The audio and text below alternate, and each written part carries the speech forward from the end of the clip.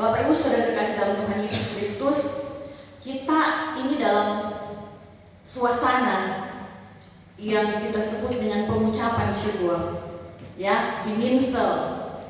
Nah, hari-hari ini saya mempersiapkan pelayanan.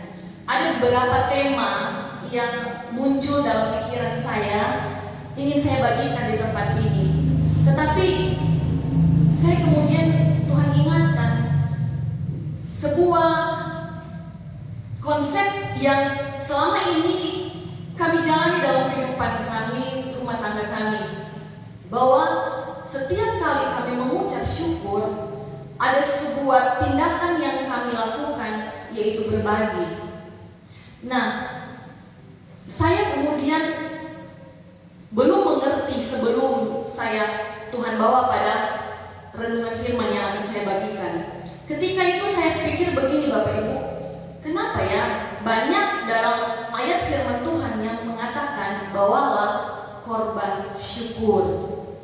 Kenapa korban? Kenapa syukur? Dan kenapa syukur harus dilengkapi dengan kata korban? Mari kita akan sama-sama melihat Bapak Ibu, menurut kitab Imamat, persembahan atau korban itu ada 5 bagian atau 5 jenis. Pertama, korban bakaran, korban sajian, korban keselamatan, korban penghapus dosa, dan korban penebus salah. Apa yang selama ini kita ketahui dengan kata korban syukur itu begitu akrab dalam pendengaran saya dan saudara, bahkan ada lagunya, ku bawa korban syukurku. Nah, korban syukur termasuk dalam kategori korban keselamatan itu sendiri dalam Imamat 7. Itu dipersembahkan karena keselamatan dari kesusahan, kesukaran, sakit penyakit, bahkan keselamatan dari sebuah kematian. Bapak Ibu Saudara terkasih dalam Tuhan Yesus, ketika jemaat pada saat itu mempersembahkan korban yang berupa binatang maupun roti untuk korban syukur ini, imam harus berhati-hati mengorbankan secara benar, sehingga pengorbanan yang diberikan oleh jemaat itu betul-betul diterima di hadapan Allah. Dan imam akan memakan seluruh hewan korban atau persembahan itu pada hari dipersembahkan. Itu banyak persyaratan di dalam Imamat 22, kita akan bisa baca di rumah masing-masing. Nah, orang Ibrani kuno memahami bahwa Tuhan hanya menerima persembahan atau pengorbanan yang memenuhi persyaratan Tuhan. Hari ini kita akan sama-sama belajar tentang korban syukur dalam persepsi atau sudut pandang yang lain, yang relevan dengan keadaan kita saat-saat ini. Nah, tetapi kita juga perlu melihat bahwa sudut pandang yang relevan pada yang relevan di masa kini itu harus memenuhi persyaratan agar diterima. Kita awali dalam Mazmur 50 ayat 14, tetapi bagian A saja agar kita lebih fokus. Mazmur 50 ayat 14a, saya undang kita berdiri dan kita akan bacakan dengan suara yang keras. Mazmur 50 ayat 14a dalam hitungan yang ketiga, 1, 2, 3. Persembahkanlah syukur sebagai korban kepada Allah. Puji Tuhan, silakan duduk. Dari ayat pokok tadi saya akan memberikan judul khotbah pada pagi hari ini, syukur sebagai korban. Sekali lagi, syukur sebagai korban. Puji Tuhan. Mazmur 50 ini ada 23 ayat dan Lembaga Alkitab Indonesia memberi judul ibadah yang sejati. Nah, mari kita akan perhatikan beberapa ayat saja. Saudara akan fokus pada pembacaan masing-masing dan saya akan bacakan untuk kita dengarkan bersama. Ayat 8 saya mulai, bukan karena korban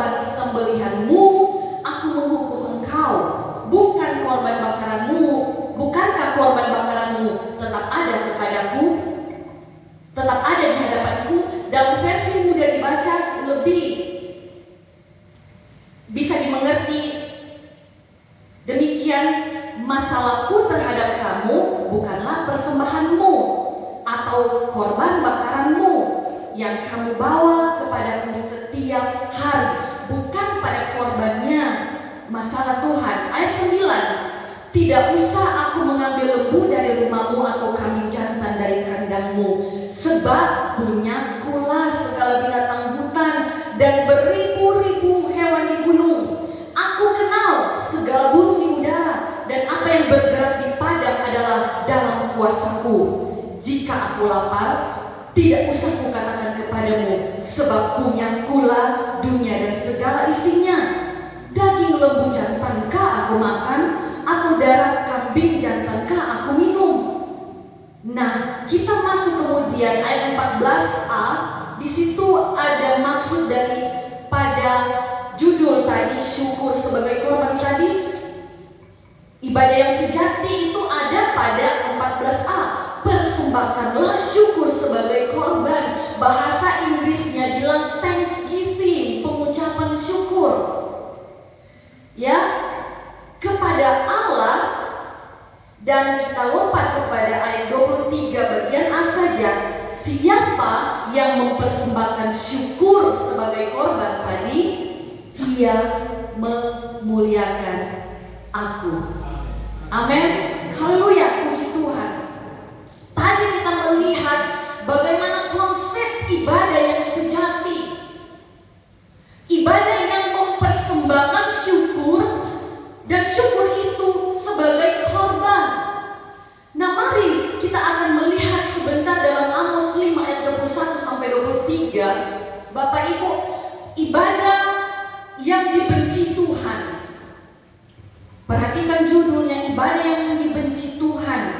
Tetapi ada benang merahnya. Kalau dalam Alkitab elektronik, di ayat-ayat awal itu kita bisa klik ada bintangnya dan akan pergi ke Amos 5 ayat 21 ini. Kurang lebih sama isinya ayat 21. Kita perhatikan, aku membenci, aku menghinakan perayaanmu, dan aku tidak senang kepada perkumpulan rayamu. Tuhan tidak senang pengucapan syukur. Mulai penasaran. Nah, ayat 22, sungguh apabila kamu mempersembahkan kepadaku korban-korban bakaran dan korban-korban sajianmu, aku tidak suka, dan korban keselamatanmu berupa ternak yang tangguh, aku tidak mau pandang. Jauhkanlah daripada keramaian nyanyian-nyanyianmu, lagu gambusmu tidak mau aku dengar. Perhatikan, ini tentang ibadah yang jahat. Ibadah yang jahat itu adalah ibadah yang penuh dengan kemunafikan. Israel masih menyembah berhala pada waktu itu, dan kehidupan orang Israel pada zaman Amos, penulis kitab Amos, mengabaikan keadilan, sehingga ada ketimpangan sosial. Jarak antara yang kaya dengan yang miskin terlalu jauh. Yang disebut dengan tidak ada keadilan itu, Bapak Ibu, kemiskinan merajalela pada zaman itu. Amos dengan keras kita sudah dengar tadi menentang kesenjangan yang semakin besar antara kelompok yang sangat kaya dengan yang sangat miskin. Dia menyampaikan pesan Tuhan ini sebagai teguran kepada Israel. Ketika perekonomian lagi baik, lagi pemetikan, lagi baik-baiknya ekonomi, dan orang kaya punya kesempatan yang besar menginjak-injak orang miskin. Itu yang terjadi.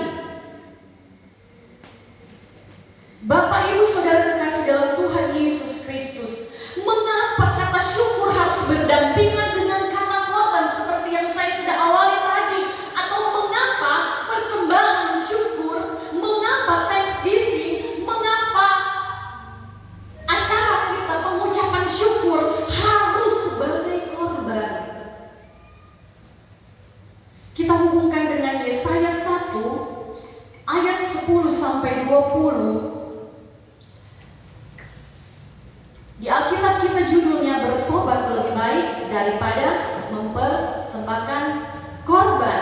dalam terjemahan bahasa Indonesia masa kini itu disebut dengan judul Allah menegur umatnya.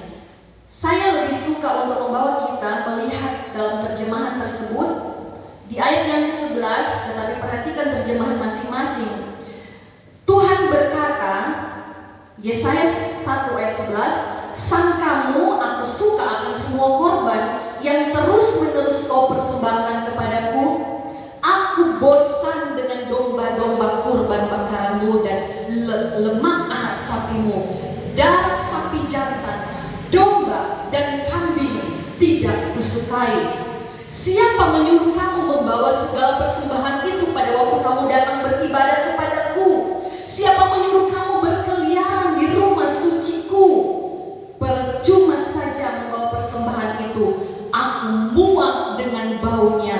Aku benci dan tak tahan melihat kamu merayakan bulan baru, hari-hari Sabat dan hari-hari raya, serta pertemuan-pertemuan agamamu. Semua itu kamu nodai dengan dosa-dosamu dan merupakan beban bagiku. Aku sudah lelah menanggungnya." Ayat 15, "Apabila kamu mengangkat tanganmu untuk berdoa, aku tidak mau memperhatikan. Tidak peduli berapa banyak doamu, aku tidak mau mendengarkannya. Sebab dengan tanganmu itu kamu telah banyak membunuh." Puji Tuhan, Tuhan sampaikan apa yang Dia sukai di dalam ayat 16. "Basuhlah dirimu sampai bersih. Hentikan semua kejahatan yang kamu lakukan itu. Ya, jangan lagi berbuat jahat." Ayat 17, "Belajarlah berbuat baik. Tegakkanlah keadilan dan berantaslah penindasan. Berilah kepada anak yatim hak mereka dan belalah perkara para janda." Sama-sama kita perhatikan Bapak Ibu, bahwa ada bagian yang selain dari pertobatan, selain daripada kita membersihkan diri, kita harus menegakkan keadilan. Jangan terlalu kita mementingkan kepentingan diri kita sendiri sehingga kita tidak memperhatikan orang lain juga. Disebut dengan penindasan. Secara moral kita menindas mereka yang lebih rendah penghasilan daripada kita. Ayat 18, Tuhan berkata, "Mari bereskan perkara ini. Mari kita bereskan ini semua. Jangan ada kemunafikan. Jangan ada ibadah yang tidak dikehendaki Tuhan dalam hidup saya dan saudara. Jangan ada persembahan yang tidak disukai atau malah dibenci Tuhan." Kalau sudah beres, perhatikan selanjutnya. "Meskipun kamu merah lembayung karena dosa-dosamu," terjemahan baru bilang, "meskipun dosamu merah seperti kermisi, ya, kamu akan kubasuh menjadi putih bersih seperti kapas. Meskipun dosa-dosamu banyak dan berat, kamu akan kuampuni sepenuhnya." Ayat 19, "Kalau kamu mau taat kepadaku, kamu akan menikmati semua yang baik yang dihasilkan negerimu, yang dihasilkan tanah Suluun, akan dinikmati oleh rakyat Suluun." Amin. "Tetapi apa?" Ayat 20, "Kalau kamu melawan aku, kamu akan mati dalam perang. Aku Tuhan telah berbicara." Hidup ini bukankah peperangan Bapak Ibu? Peperangan dalam kehidupan yang akan kita tempuh hari demi hari. Kita akan menang dan Tuhan akan bawa dari kemenangan kepada kemenangan kalau kita taat. Amin. Haleluya. Puji Tuhan. Tuhan tidak pernah terpengaruh Bapak Ibu dengan perayaan-perayaan syukur seperti pengucapan syukur. Tuhan tidak terpengaruh dengan perayaan ucapan syukur ulang tahun pernikahan, atau pangkat yang sudah naik. Tuhan tidak pernah terpengaruh dengan itu Bapak Ibu. Dia tidak tertarik. Tetapi Tuhan tertarik ketika kita membawa persembahan syukur kita sebagai korban. Artinya di dalam masa sekarang ini, di masa kini, yang kita sebut dengan pengucapan syukur harus ada sebuah penyangkalan diri, atau apa yang dinamakan dengan membuat kita mengkondisikan diri untuk berkorban. Berkorban itu sakit, harus ada rasa, Bapak Ibu. Korban tidak akan disebut korban kalau tidak ada rasa. Kalau engkau punya banyak, engkau hanya kasih segelintir, tidak akan ada rasanya. Nah, Bapak Ibu Saudara kekasih dalam Tuhan Yesus Kristus, bagi Tuhan bukan syukur kalau kita sendiri yang merayakan. Hanya kita sendiri yang merayakan itu. Tetapi Tuhan akan mengindahkan syukur kita ketika kita ingat orang-orang di sekitar kita yang membutuhkan. Amin. Haleluya, puji Tuhan. Selama ini mungkin konsep yang ada pada saya dan saudara tentang bersyukur itu salah. Bersyukur itu keliru. Bikin makanan yang banyak, undang tamu-tamu yang banyak. Sementara kita tidak perhatikan kebutuhan-kebutuhan orang lain, malah apa yang kita kerjakan itu hal pemborosan. Saya tidak terbatas sebenarnya untuk pemberian kepada orang lain, tetapi juga pemberian di dalam gereja. Tetapi yang akan saya tekankan atau saya ingatkan, jangan sebagai ucapan syukur kita kemas dalam sebuah pesta pora, makan, minum, mabuk, atau hal-hal yang tidak berkenan kepada Tuhan. Persediaan yang limpah ruah di rumah kita masing-masing, sehingga kita lupa, kita menutup diri, kita menutup mata untuk melihat orang lain yang membutuhkan.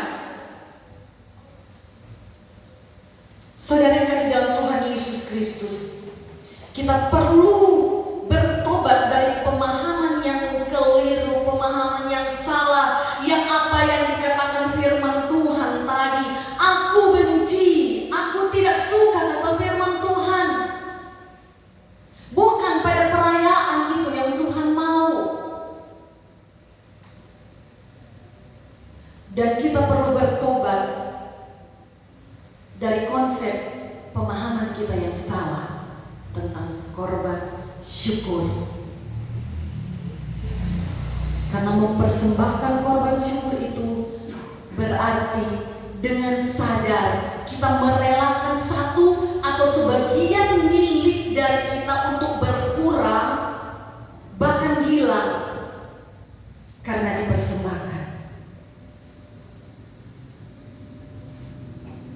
Kita juga mengenal adanya persembahkanlah tubuhmu sebagai persembahan yang hidup dan berkenan, tetapi dalam hal ini saya akan terbatas tentang pemberian saudara kepada orang lain.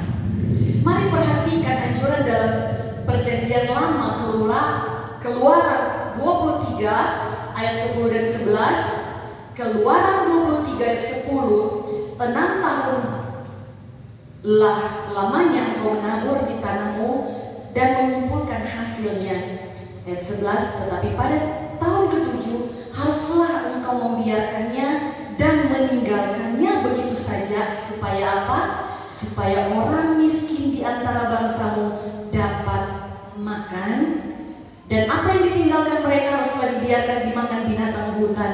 Demikian juga kau lakukan dengan kebun anggurmu dan kebun cengkehmu, kebun zaitun. Amin.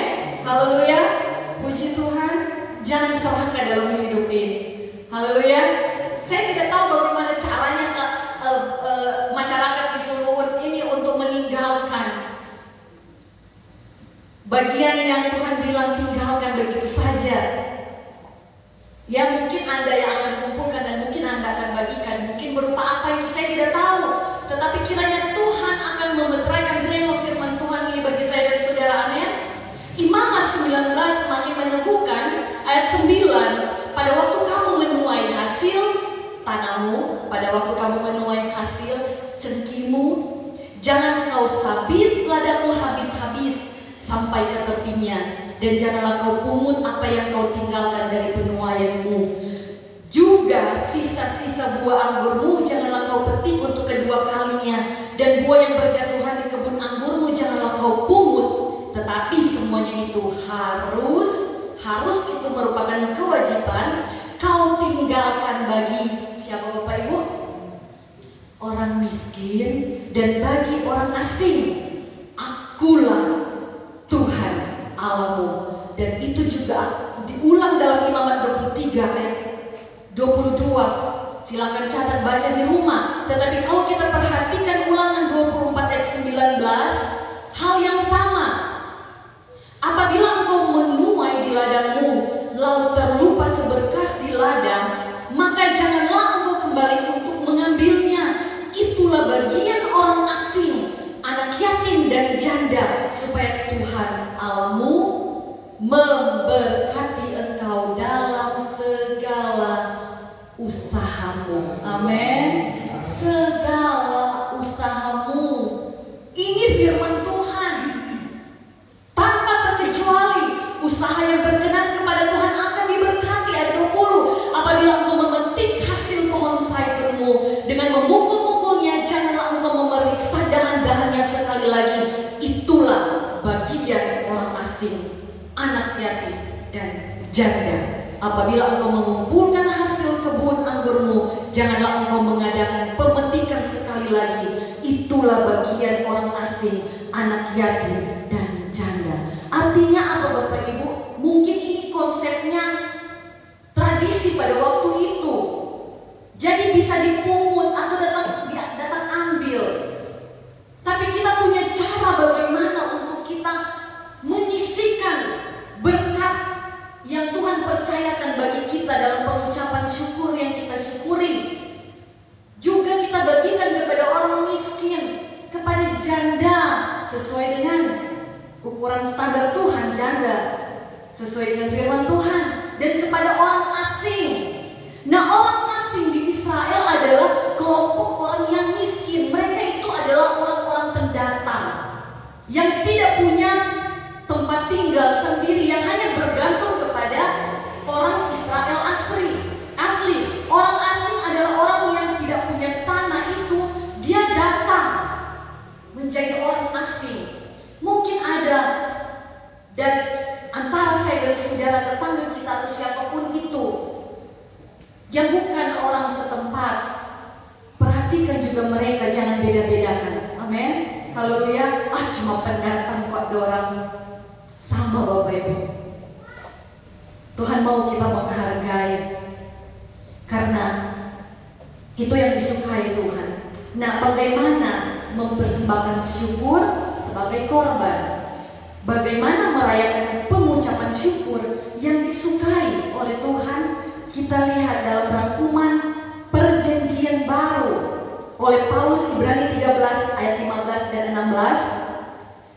Ibrani 13 ayat 15-16. Sebab itu marilah kita oleh karena Tuhan yang sudah menyelamatkan kita, oleh karena Tuhan yang sudah memberkati kita, oleh karena Tuhan senantiasa mempersembahkan korban syukur kepada Allah, yaitu pertama, ucapan bibir yang memuliakan namanya.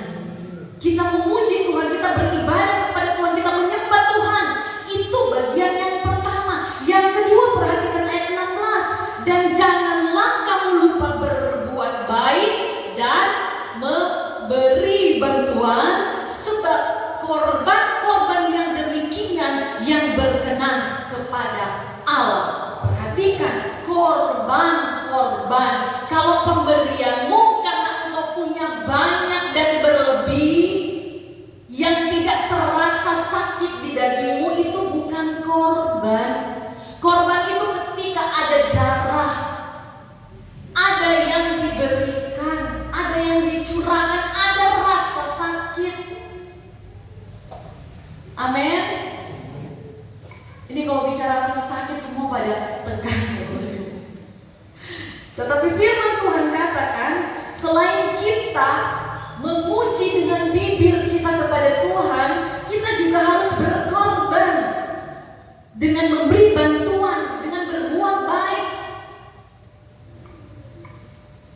adalah bagian dari memuliakan Tuhan. Kita diberkati Tuhan, kita diselamatkan Tuhan, kita harus berterima kasih. Dalam kategori itu disebut dengan memuliakan Tuhan. Memuliakan Tuhan itu ada dua.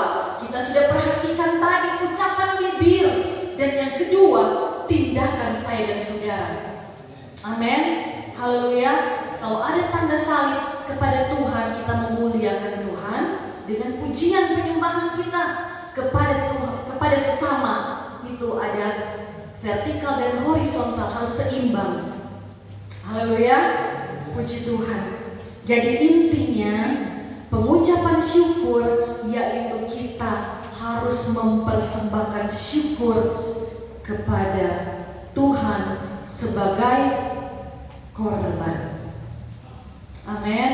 Bukan syukur biasa-biasa saja, tetapi ada pengorbanan, ada rasa sakit, ucapan bibir dan perbuatan kita. Makanya Amsal 14 ayat 31, firman Tuhan berkata demikian, siapa menindas orang yang lemah, menghina penciptanya. Ternyata Bapak Ibu, orang yang lemah, orang sekitar kita yang mungkin miskin, dikatakan janda, yatim, yang miskin itu ciptaan Tuhan juga. Makanya Tuhan katakan kalau kita menghina mereka itu menghina ciptaan Tuhan. Tetapi siapa sebaliknya kita perhatikan menaruh belas kasihan kepada orang miskin, apa kata firman Tuhan? Memuliakan dia. Amin. Haleluya. Jadi orang miskin di sekitar kita itu Tuhan tempatkan juga untuk menguji engkau mau berkorban kepada Tuhan atau tidak. Mau berkorban Bapak Ibu? Amin. Amin. Haleluya. Puji Tuhan. Nah, orang miskin itu digambarkan oleh apa yang kita lihat tadi. Yatim piatu, janda, dan juga pendatang atau orang asing. Sebab Allah sendiri Bapak Ibu sangat memperhatikan mereka. Ya, di dalam Mazmur 68 ayat 6, Mazmur 68 ayat 6, di dalam elektronik ayat 6, bagi Mazmur 68 ayat 6 saya bacakan, Bapa bagi anak yatim dan pelindung bagi para janda. Siapa Bapak Ibu? Itulah Allah di kediamannya yang kudus. Ayat 7a, Allah memberi tempat tinggal kepada orang-orang sebatang kara. Makanya kenapa Matius 25 ayat 35 Tuhan katakan, ketika aku seorang asing kamu tidak beri tumpangan. Jadi ada satu konsep baru lagi yang harus kita perhatikan. Kalau kita menampung orang itu ada berkat Tuhan. Amin. Haleluya. Karena kita menampung, karena mereka waktu saat itu Bapak Ibu seperti orang musafir yang berjalan-jalan ya. Jadi perlu ada tempat singgah, ada penampungan. Nah, orang asing yang datang di dalam rumah kita itu perlu tumpangan. Dan itu dikatakan firman Tuhan. Kalau engkau memberi tumpangan kepada mereka, kepada orang asing, engkau memberi tumpangan kepada aku, kata firman Tuhan. Amin. Haleluya. Ada saudara saya, tante saya, dan om saya, keluarga hamba Tuhan, Bapak Pendeta Nini Tololiu, Ibu Pendeta Shirley. Mereka mengalami proses Tuhan, jemaat tinggal beberapa orang saja. Tetapi rumah mereka selalu terbuka bagi barang siapa yang mau menumpang, termasuk saya dan suami. Dan saya boleh lihat Tuhan pelihara sampai saat ini. Amin. Amin. Haleluya. Puji Tuhan. Haleluya. Bapak Ibu saudara kekasih dalam Tuhan Yesus Kristus. Sehingga Yakobus, dalam Yakobus 1 ayat 27 pun bicara bahwa ibadah yang murni dan yang tak bercacat di hadapan Allah Bapa kita ialah mengunjungi yatim piatu dan janda-janda dalam kesusahan mereka. Jangan jadi ibadah kita itu menjadi ibadah yang tidak berkenan kepada Tuhan, ibadah yang jahat. Syukur kita itu Tuhan bilang tidak akan Tuhan indahkan, karena kita keliru dalam konsep pengucapan syukur. Haleluya, puji Tuhan. Tetapi mari kita lihat Bapak Ibu, semua yang kita kerjakan untuk melihat orang lain, memperhatikan janda dan anak yatim piatu, dan juga memberikan tumpangan kepada orang asing, itu berarti bahwa Allah yang harusnya melindungi mereka memakai saya dan saudara sebagai alat. Amin. Di dalam dunia ini, dalam kehidupan saya dan saudara, Allah tidak serta-merta datang sendiri. Dia perlu kerjasama dengan kita. Dia perlu perpanjangan tangan. Dia perlu manusia yang mau dipakai sebagai alat. Untuk itu mari kita taruh dalam kehidupan kita masing-masing, saya mau jadi alat Tuhan. Amin. Dalam tanggung jawab Allah melindungi mereka, semua itu adalah bagian saya dan saudara juga yang Tuhan percayakan bagi kita sebagai alatnya. Dan ketika semua itu terpenuhi Bapak Ibu, ucapan syukur, pengucapan syukur yang kita kerjakan hari ini sesuai dengan syaratnya Tuhan atau memenuhi persyaratan dan diterima oleh Tuhan, ada feedback, ada balasan bagi saya dan saudara. Di dalam ayat tadi Bapak Ibu, kita baca pada Yesaya tadi juga, itu berperan pada pengampunan dosa. Dosa yang merah seperti kermisi itu tadi. Jadi yang pertama ada peran dalam pengampunan dosa, Yesaya 1 ayat 18. Yang kedua itu kita sudah baca juga sama-sama, mendatangkan berkat dalam segala usaha kita. Amin. Ulangan 24 ayat 19. Dan yang ketiga, perhatikan, kita dapat menikmati semua yang baik yang dihasilkan negeri ini. Menikmati semua yang baik, kata firman Tuhan. Ada orang di luar sana kaya, ada orang di luar sana seolah-olah diberkati dengan harta, tetapi mereka tidak punya damai sejahtera dan tidak punya kesempatan untuk menikmati berkat itu. Tidak dipercayakan pada mereka. Tetapi saya percaya kalau firman Tuhan bisa kita dengar sama-sama saat pagi menjelang siang hari ini, bahwa kebenaran firman Tuhan, berkat firman Tuhan, Tuhan sampaikan bagi kita semua di tempat ini untuk kita memahami konsep yang benar tentang pengucapan syukur ini. Kita akan diampuni dosa, kita akan diberkati dalam segala usaha kita, dan kita akan menikmati segala hal yang baik dalam hidup kita. Amin. Haleluya. Haleluya. Puji Tuhan. Haleluya. Itu firman Tuhan Bapak Ibu. Semua akan kita nikmati kebaikan yang dihasilkan oleh negeri ini. Jadi persembahkanlah syukur sebagai korban. Sekali lagi, persembahkanlah syukur sebagai korban. Kita akan diberkati dan menikmati berkat Tuhan karena kita mengucap syukur kepada Tuhan. Dan dengan berkat yang Tuhan beri, kita juga tahu melihat orang lain, kita juga peduli dengan orang lain, kita juga membagi berkat yang Tuhan percayakan bagi kita kepada orang lain. Karena itu adalah bagian kita mengambil tugas pekerjaan dari Allah itu sendiri di dalam kehidupan saya dan saudara. Karena Allah berkata tadi, Allah pelindung bagi mereka lewat kita. Bapak Ibu yang dikasihi Tuhan Yesus Kristus, makanya Amsal 19 ayat 17, demikian firman Tuhan, barang siapa yang mengasihi orang miskin, barang siapa yang mengasihi janda, dalam kekurangan mereka. Barang siapa yang mengasihi yatim piatu dalam kekurangan mereka. Barang siapa yang memberi tumpangan kepada orang asing.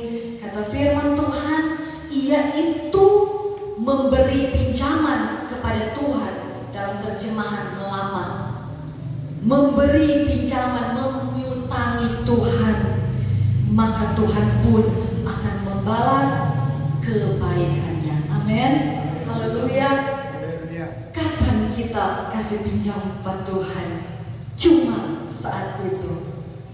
Amin. Ketika kita memberi kepada orang yang membutuhkan, ketika kita berkorban dalam syukur kita, dalam pengucapan syukur ini, kita punya konsep yang benar dan kita lakukan itu. Tuhan bilang apa? Tuhan mau ganti. Karena itu seperti kita kasih pinjam uang ke Tuhan, ya. Kapan kita mengutangi Tuhan, ya seperti itu, dan Tuhan akan menggantinya. Tuhan akan membalas bagi saya dan saudara. Bapak Ibu Saudara dikasih dalam Tuhan Yesus Kristus, seperti yang saya katakan tadi, setiap kami ada syukuran ulang tahun atau syukuran apapun itu, kami selalu panggil ibu-ibu janda di rumah. Kami selalu panggil hamba-hamba Tuhan. Tidak ada lagi apa yang dinamakan catering segala macam. Ya, karena kalau catering ya Bapak Ibu, sekali makan sekali habis, keluarnya di jamban. Tetapi kami mempersiapkan konsumsi yang sederhana, tetapi kami membagikan berkat. Tidak pernah kekurangan sampai saat ini pun. Ketika pandemi 2 tahun lebih, seperti kata kesaksian suami, sampai pernah sekali waktu suami hanya tarik uang di ATM sebesar apa yang selalu kami bawa atau komitmen kami bawa dalam pelayanan. Hanya sebesar itu Bapak Ibu. Sampai dia menangis. Tetapi sampai detik ini Tuhan pelihara kami, Tuhan tidak tinggalkan kami. Jangan pikir kalau dokter itu tidak ada masalah dalam keuangan. Ada Bapak Ibu. Contohnya pandemi dan juga peraturan-peraturan pemerintah. Sekarang banyak BPJS, bayaran untuk dokter-dokter itu diatur oleh pemerintah, tidak seperti yang dulu lagi. Tetapi kami selalu merasakan campur tangan Tuhan dalam hidup kami, terutama kesempatan kami boleh menikmati berkat Tuhan dan kesempatan kami boleh jadi berkat. Amin. Selagi saya dan saudara masih hidup dan bernafas, gunakan kesempatan itu. Gunakan kesempatan itu. Kalau mau dikata Bapak Ibu, barasa memang. Kadang cuma tertinggal itu saja, tetapi kami mau menguasai diri kami, mengendalikan keinginan kami, dan kami mau berbagi. Sehingga saya juga sangat mengucap syukur kepada Tuhan. Sekian lamanya kami lakukan itu, saya bertanya-tanya sama Tuhan, kenapa ya Tuhan? Kata syukur itu harus dibarengi dengan korban. Dan saya mau lakukan bersyukur sembari dengan berkorban. Tidak mau memisahkan dua kata itu. Dan Tuhan hantar pada pemberitaan firman Tuhan yang sudah memberkati saya dan saya bagikan pada jemaat di tempat ini. Ini baru saya dapatkan dari firman Tuhan. Ternyata ada. Bapak Ibu Saudara kekasih dalam Tuhan Yesus, memberi itu adalah bagian dari ibadah. Kata firman Tuhan tadi apa? Ibadah yang sejati, ibadah yang murni dan yang tak bercacat. Luar biasa. Yang mau memuliakan Tuhan, katakan amin. Amin. Nah, memuliakan Tuhan itu berarti menghormati Tuhan. Yang mau menghormati Tuhan katakan amin. Amin. Yang berkata amin akan diberkati dengan berlimpah-limpah, menikmati berkat, dan pulang dari rumah ini akan semakin menjadi orang yang melakukan kebaikan. Amin. Haleluya. Puji Tuhan. Haleluya. Berbahagialah dengan orang yang membutuhkan, karena hasil dari panenmu hari ini ada hak. Tadi kita sudah baca, ada hak Ya, ada hak kalau orang kedar itu betul-betul mereka kuat dengan kata hak anak yatim. Firman Tuhan juga kita sudah baca tadi, bukan? Ada hak dari hasil yang kita dapatkan, dari berkat yang kita miliki, ada hak orang lain yang Tuhan titipkan bagi saya dan saudara. Saya dan saudara hanya sebagai pengelola, tetapi bukan pengelola yang biasa saja. Kita juga menikmati. Tuhan itu adil, amin. Bapak Ibu Saudara kekasih dalam Tuhan Yesus Kristus. Jadi jangan pakai hasil panen itu untuk kepentingan kita sendiri. Stop, itu jahat di mata Tuhan. Bertobat, itu penindasan bagi orang lain. Itu tidak adil. Stop dengan pesta pora.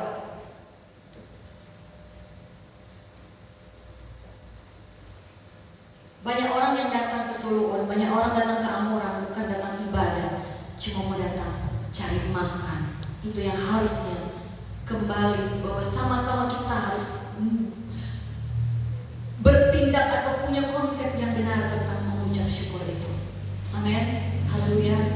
Puji Tuhan. Haleluya. Saya undang singers dan pemain musik. Stop itu baku lawang banyak ngomong Bapak Ibu. Tuhan benci. Akhirnya tertinggal banyak di dapur. Sumpah kasih panas amis. Mari kita melakukan hal-hal yang berguna, yang dibutuhkan oleh orang lain. Firman Tuhan mengajarkan kepada saya dan saudara, persembahkanlah syukur sebagai korban. Puji Tuhan.